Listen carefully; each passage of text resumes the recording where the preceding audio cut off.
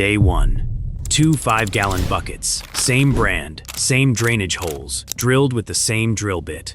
One bucket has soil I dug out of my own backyard in Ohio. Gray, compacted, the kind of dirt that cracks by August. The other has a mix I paid $14 a bag for. Black and crumbly, smells like coffee grounds, and rot in the good way. Same tomato variety, same seed packet, same window, same water, same everything except the dirt underneath. I wrote the date on a piece of masking tape and stuck it to both buckets. May 12th, 60 days from that point. One of these plants was going to make me look like I know what I'm doing, and the other one was going to humble me. I didn't know which yet. Here's the thing nobody at the garden center tells you when you're standing there holding a $14 bag of premium potting mix. They're not lying about what's in the bag. They're lying about what you need. Most of what's marked up in that bag is peat moss and perlite, stuff that holds water and looks rich. It is not the same as soil that's alive, and garden centers know the average person can't tell the difference between looks expensive and is actually fertile, because nobody's holding a bag of dirt up to a microscope in the checkout line. I used to believe rich, dark, expensive-looking soil was just better soil, full stop.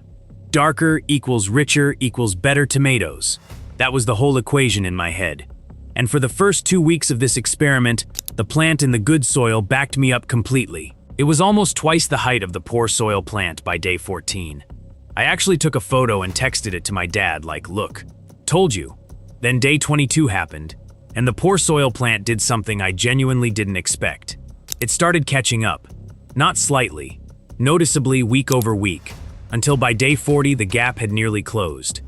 A 2015 soil compaction study out of Iowa State found that tomato root systems grown in denser, mineral-heavy soil actually develop deeper taproots faster, because the roots are working harder to find nutrients and water instead of just sitting in a bucket where everything's handed to them.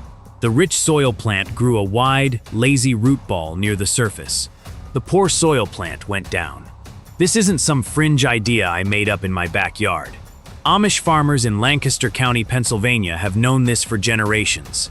They call it stress growing, where you deliberately plant certain crops in leaner ground because the plant that has to work produces a tougher, more flavorful fruit. It's the same logic Italian winemakers use in Tuscany, where the best Sangiovese grapes come from rocky, mineral-poor hillsides, not the fertile valley floor. Rich soil grows a big plant. Adversity grows a strong one. Nobody put that on a bag of potting mix because buy our nutrient-dense premium soil sells better than buy our regular dirt and let the plant suffer a little.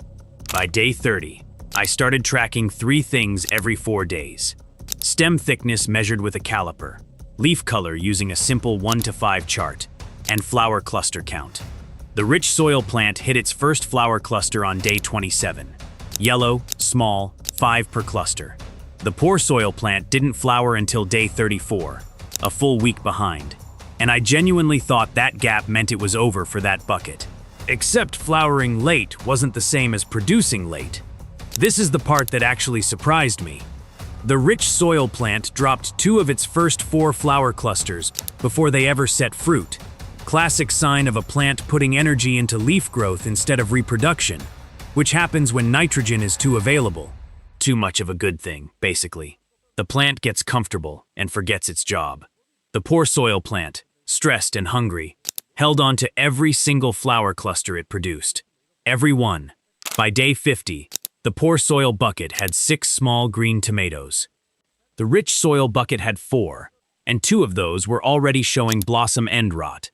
A calcium uptake problem that shows up more in soil where growth outpaces the root system's ability to keep up, which is exactly what happens when a plant grows too fast, too early, in soil that gives it everything at once. Day 60. Final count. Poor soil. 6 tomatoes. Average weight 61 grams each. Deep red. Dense flesh. Rich soil. 4 tomatoes. 2 of them cracked at the shoulder from uneven watering. The plant couldn't regulate on its own, because its root system never had to learn how. If you're going to try this yourself, don't water both buckets on the same schedule and assume that's fair. It's not. The The poor soil drains faster and needs checking every single day, sometimes twice on a 95-degree afternoon. Or you'll lose the plant to drought stress instead of building the resilience you're going for. I killed my first attempt at this exact experiment back in April because I watered on autopilot and the lean soil plant just gave up on day 19. There's a difference between stressing a plant into strength and starving it to death.